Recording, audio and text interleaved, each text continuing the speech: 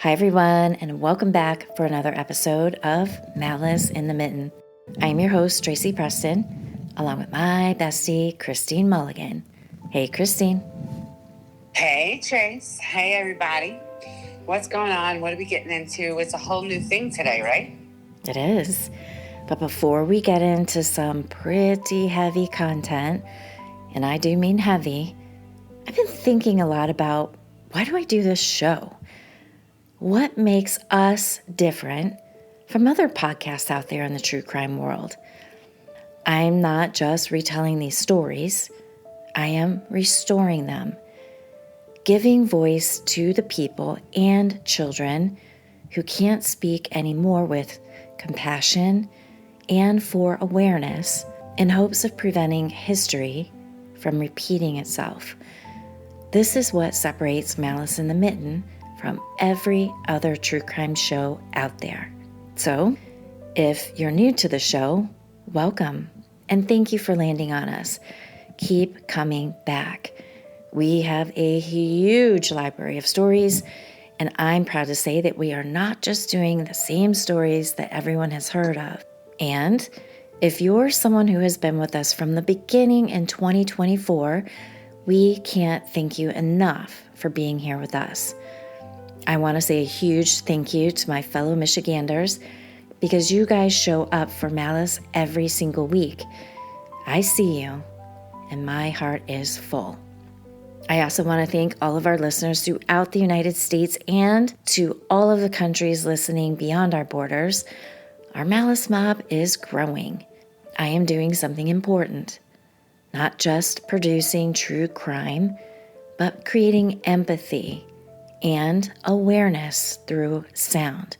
That's rare, and it matters. With that being said, we will be delving into some pretty heavy content over the next 3 weeks. So if you're ready, Christine, let's dive in. I'm ready, but listen, I also have to add, I'm here as the little sidekick to just say side quippies and maybe some empathy, but also a few laughs. That's my deal. That is your deal. All right, so now we can get into it. All right, here we go. This series, Shadows of Macomb County, contains descriptions of real cases involving domestic violence, mental illness, child loss, and graphic crime scenes. While we take great care to present these stories with empathy and factual accuracy, the material may be distressing for some listeners. Our goal is not to sensationalize, but to understand, to remember the victims, and to learn how silence and suffering can lead to tragedy. These are stories about people who lived in neighborhoods just like yours and mine. If you find yourself affected by what you hear, please take a break or reach out for support. And if you or someone you know is struggling with depression, trauma, or intrusive thoughts, help is available 24/7 through the National Alliance on Mental Illness Helpline at 1-800-950-6264 or the Suicide and Crisis Lifeline by dialing 988. You're not alone. You're never alone. Reach out, please, and talk about it. That's where healing begins. When you're ready, we'll step into the shadows together. There are counties in Michigan that wear their stories quietly. Macomb is one of them. The kind of place where front porches shine with seasonal wreaths and cul-de-sacs hum with lawnmowers in the spring. But if you've been with Malice in the Mitten for a while, you already know. Still water hides deep things. Back in Season 2, Episode 14, we told the story of Tara Lynn Grant, the corporate executive who vanished from her Washington Township home in 2007, and the husband who went on television pleading for her return. we remember what came next: the garage, the metal shavings, and the discovery that shattered the illusion of the perfect marriage. That episode ended with a heavy silence, and I thought it would stay that way. Recently, I dove back into a book, Tom Henderson's Blood in the Snow, and somewhere between the lines about Tara's final night and Stephen Grant's unraveling, other names began to appear. Names I've never told, names that lived in the same county. It turns out, Macomb's shadows didn't start or end with the Grants.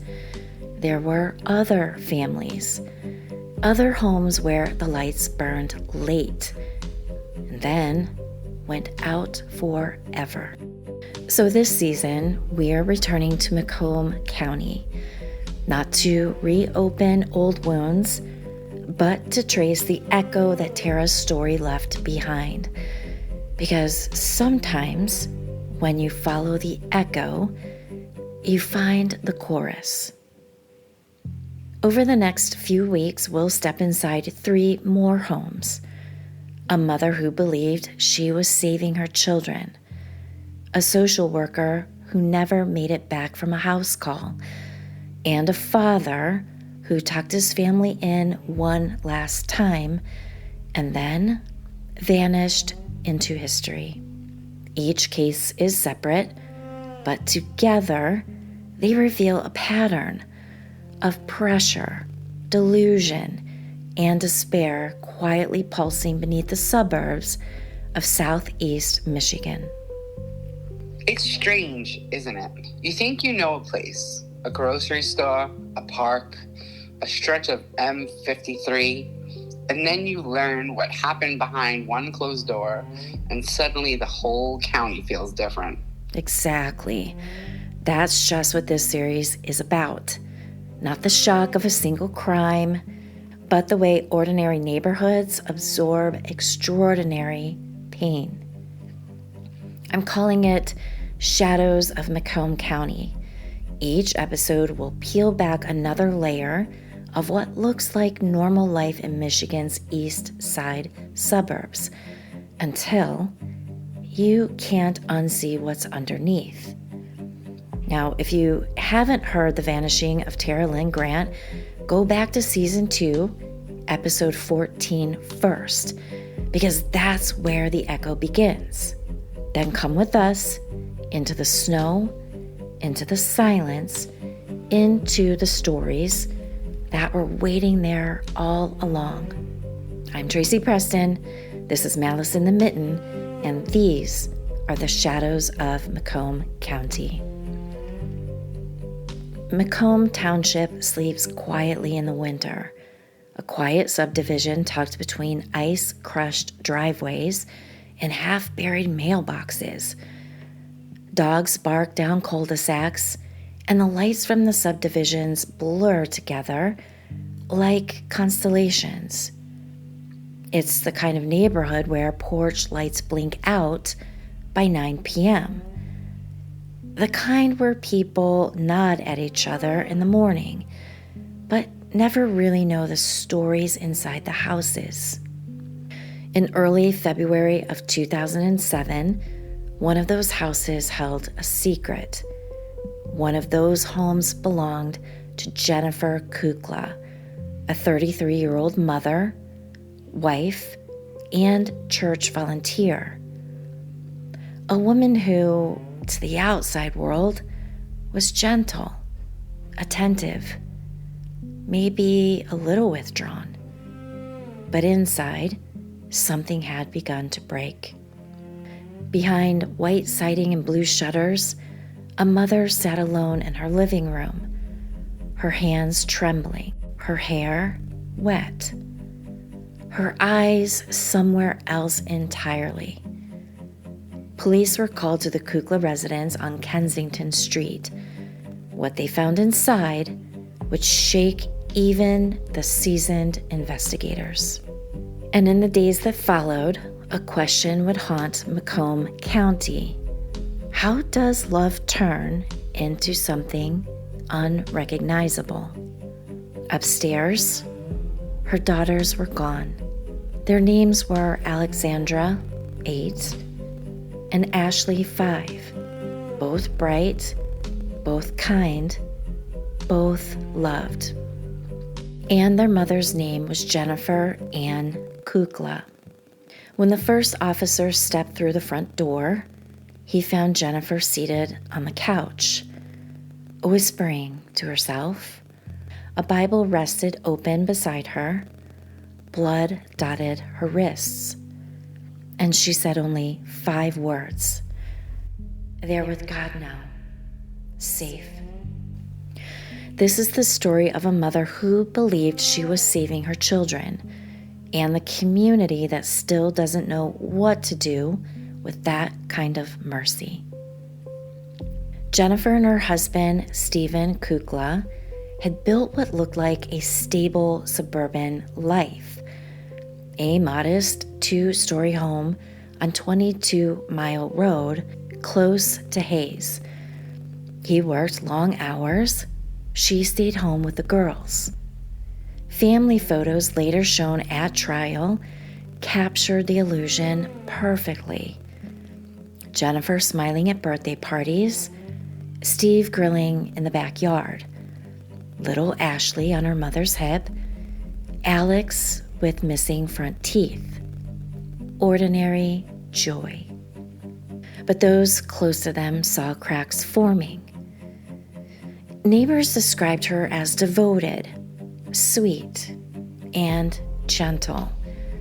They also noticed her withdrawing. Her friends also remembered changes, a slow withdrawal, paranoia about the television, about the neighbors watching, about messages and everyday noises. Jennifer had been diagnosed with depression years earlier, treated with antidepressants after Ashley's birth. She's also been prescribed medication for anxiety, insomnia, and more recently, antipsychotics. No more chats by the mailbox, no more play dates. She seemed dulled. Her husband, Greg, worked long hours in construction. Their daughters, Alexandra and Ashley, were the center of her world. By January 2007, Jennifer's mind had fractured into something dangerous. She told her sister that angels were speaking through the walls.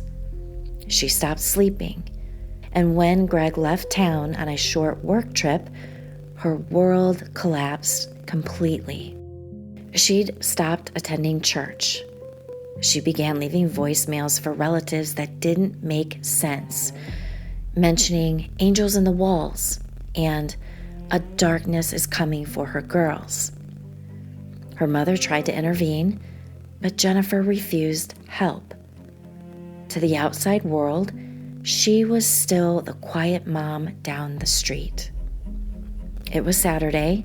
Steve left for work. Jennifer stayed home with the children. Snow clung to the edges of the porch, and the last Christmas lights still hung from the eaves. That evening, she cooked spaghetti. She and the girls watched cartoons, and at 8:30 p.m., she gave them a bath and read Goodnight Moon. Phone records show she called her mother at 9:02 p.m. She left a voicemail. "It's almost time. I love you. The girls are sleeping. Don't worry." It was the last time anyone heard her voice before the murders. A 911 dispatcher received a call from a woman whispering, "They're safe now." The dispatcher asked who was safe. The woman said, "My girls." Then silence. Police arrived within minutes. The front door was unlocked. Inside, the smell of bleach and iron filled the air. When investigators stepped through the Kukla home, the first thing they noticed was the stillness. No barking, no movement. Just that thick kind of quiet that feels wrong the moment it starts. They found the family's pets first. 2 dogs, 2 cats, and a mouse. Each had been killed in the same way. Stab wounds, swift and deliberate. The mouse, a broken neck. Later, psychiatrists would describe this as a purification act, the moment Jennifer's delusion convinced her that she was saving them, not harming them. Then came the children's rooms. 8-year-old Alexandra and 5-year-old Ashley. Both were found in their beds, covered carefully with blankets. The medical examiner's report confirmed multiple stab wounds to the chest and neck, and small defensive cuts on their hands. It wasn't calculated. It was the act of a mind completely unmoored. Tragedy born from illness. She arranged toys beside them, as if tucking them in for sleep. Then she sat down in the hallway and called 911. Investigators later reconstructed what happened. Jennifer took a kitchen knife upstairs. Both girls were asleep in their shared bedroom. She began with Ashley, the younger. Then she turned to Alex. Medical examiners determined both died quickly. She placed both children side by side in their beds, tucking them in one final time. When she was done, Jennifer went to the bathroom and washed her hands. She cleaned the knife and changed clothes. Then she went downstairs, sat on the couch, and waited. She told police she prayed for forgiveness and for the world to end. You can feel the sickness of that whole scene, but I don't know. Is it love turned warped? Or is it warped love? Or is it a complete psychotic break? Or was this, I don't know. As a mother, I'm thinking the only way that would happen is if I knew I was taking myself out next. So the fact that she didn't take herself out next, the fact that there was bleach in the air, the knife was cleaned, I don't know. None of this is sitting right with me. And I get it. You're about to talk about her mental health and all of that. And I don't know. When it comes to this, I'm not sure how much of the mental health just gets the rubber stamp of shit happens. I don't know. I don't know how I feel about this. Exactly. Now, the psychiatrist who examined her said she believed she was protecting the girls from evil forces. It's the kind of delusion that blurs every boundary between love, fear, and faith until all that's left is destruction. I don't know. That's a hard part of it to process for me, that she thought she was saving them. I get mental illness. I know some, been some, treated some, and sometimes I feel like one. You know what I mean? So it's the mental illness part I get. The very thought that she was saving them, then why didn't she save herself? That's, I don't know if it's a spiteful thing, if it's a thing coming from anger in my body because she killed her kids. You know what I mean? I'm not sure. I'm just being honest. I'm not sure. I'm getting hung up on that. She thought she was saving them. Then why didn't she save herself and kill herself too? Am I being too flippant? I apologize if I'm being too flippant. It's just not easy for me to hear and then react with nothing but empathy. I agree. So the fact that she thought she was saving them, I'm stuck on that. It's a hard part to process. I agree because, it's hard for me to truly be in touch with mental illness because luckily for me, I have never been touched by it, so it's hard for me to understand. Is it a rational thought process? Like you mentioned, she cleaned the weapon, she organized everything, she took a shower, she cleaned up, and she called on herself. So It's hard for me to reconcile as well, and especially because I'm so broken over the murder of 2 innocent baby girls. Yeah. It's hard for me. Yeah, like empathy wants to go to them before it can even make the leap to her for her mental illness. I'm sorry. I mean, I get it. I know, that we need to leave space and it's the human condition and all of that. But the kids were human too. And their human condition didn't deserve a mother unraveling completely with nobody recognizing the path that this could lead to. I don't know. I got a lot of judgments right now, but I think that's just because I'm full of being judgy, because I'm just enraged about the kids right now. So we'll just let this go, and let's just say it's like, well, let's go for the sake of the story and hearing the rest of it out, that the hard part to process is that she thought she was saving them. That's a big leap for me right now. Right, and clearly her mother was involved and concerned, but she's refusing help. I mean, she is taking medications. Not sure if she's taking all of them or not, but when people are asking, is asking enough, or do you just grab that person and get them into a facility? And the other thing that I'm struggling with is her husband clearly knows this chick is losing it, but yet he goes out of town for the weekend. Yeah, that bothers me also. From a medical standpoint, it bothers me a little bit how someone can be on that kind of medication, especially antipsychotics, and not have some kind of regular check-in, especially if they are the caretaker of 2 young children. Antipsychotics are no joke. Antipsychotics could be the reason that she snapped and did this, to be quite honest with you. Agreed. It should be regulated and kind of evaluated on a stricter basis, but they're not, and I'm aware of this.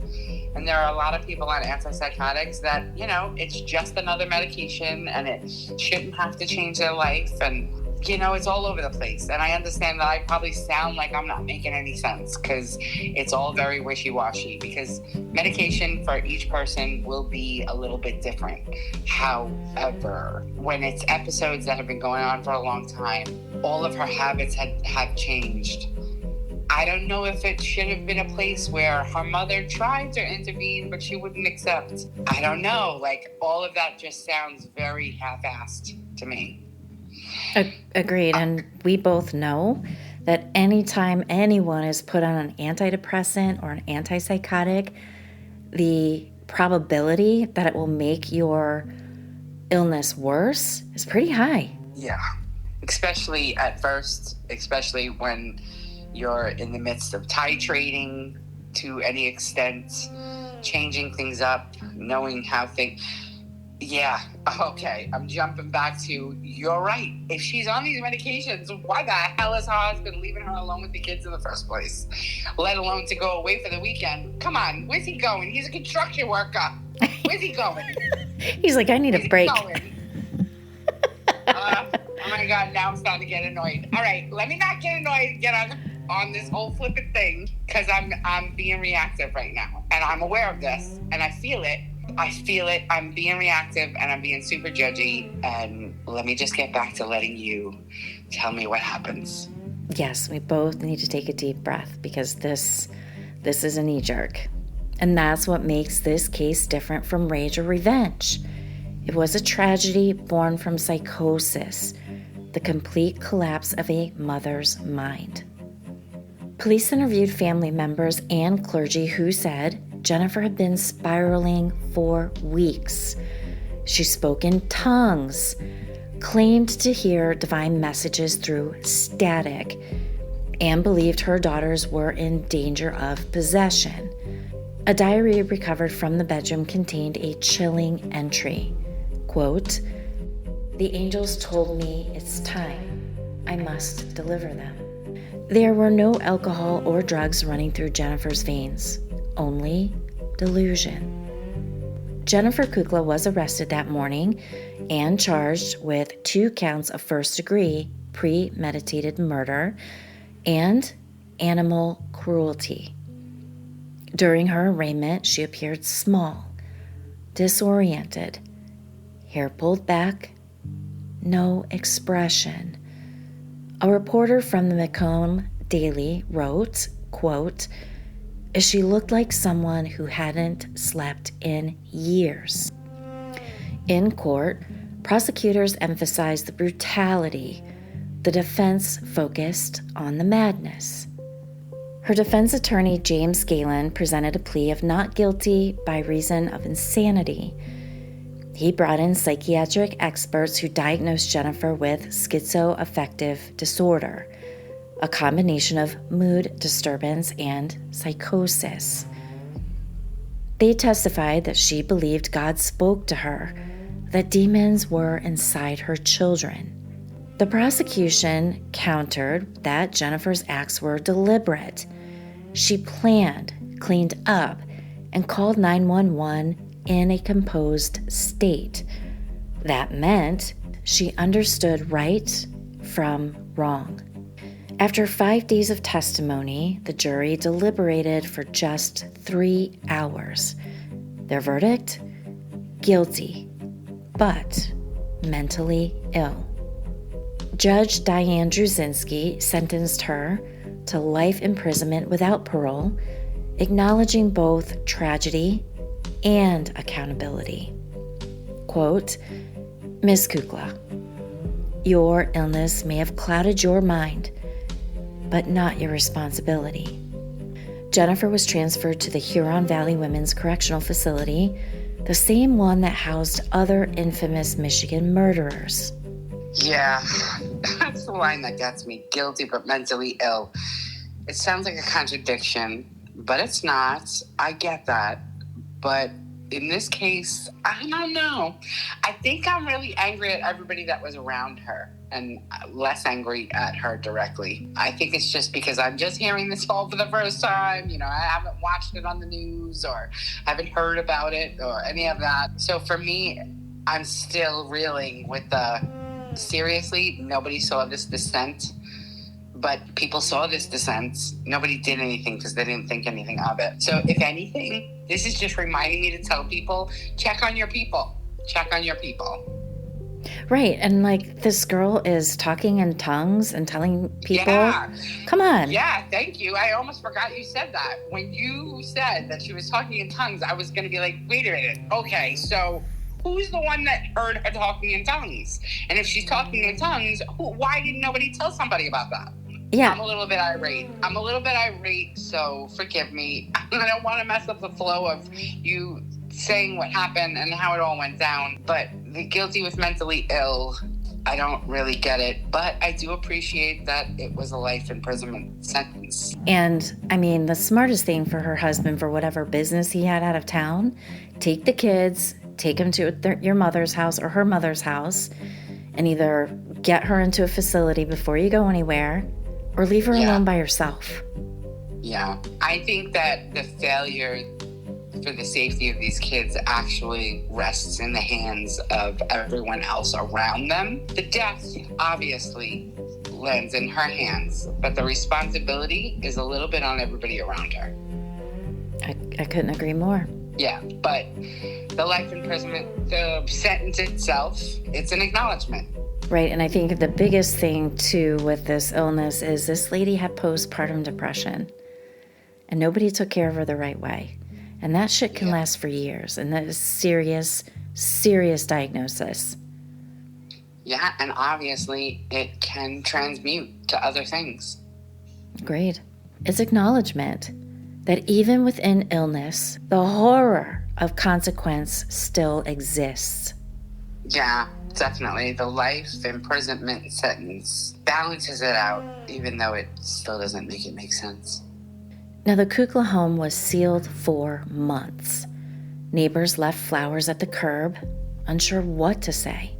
Mental health advocates in Macomb pushed for better early intervention laws, citing Jennifer's case as an example of what happens when families face long wait lists and stigma instead of treatment. Years later, in interviews, her husband Greg described forgiveness as, quote, "something I try to relearn every morning." I know she's on medications and everything, but do we know if she ever tried to reach out, like, right before this happened? Like, did she have anybody she was talking to besides her family and her mom? Well, there were prescriptions, but no active therapy. Her doctor had warned about stopping medications too abruptly. When they found her medicine cabinet, several bottles were emptied, others untouched. So she was spiraling in plain sight, not taking her medications as prescribed, obviously, and no one knew how deep the hole was. That's what I keep going back to. Like, how are there no signs, and why are we such a horrible society that we don't keep up with each other, that we don't take care of one another? This is where my mind just keeps spiraling, and I keep going back to it. Like, there had to be signs. Exactly. And sadly, the system tends to catch people only after the damage is done. Yeah, it's hard to talk about compassion when the story feels unforgivable. It is. But compassion doesn't erase accountability. It just reminds us that people break in different ways. And sometimes the cracks are invisible until it's too late. Okay, the cracks are invisible, but I find it hard to believe that these cracks were totally invisible. But that's just me being Georgie McJudgerson, and I will shush. But it's haunting to think about how she cleaned up afterwards also. And that she tucked them in. That she sat and waited. It almost feels ritualistic. Yeah, it does. Psychologists call it a protective delusion, where a patient convinces themselves that death spares their children from suffering. It's an inversion of love. I can't even imagine the storm in her mind.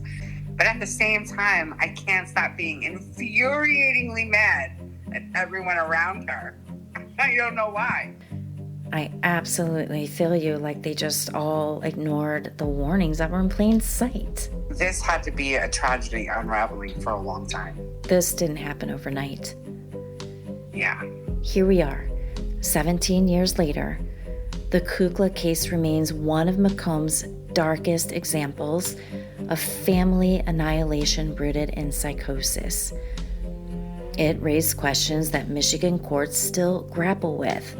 What does justice mean when the mind itself is the weapon?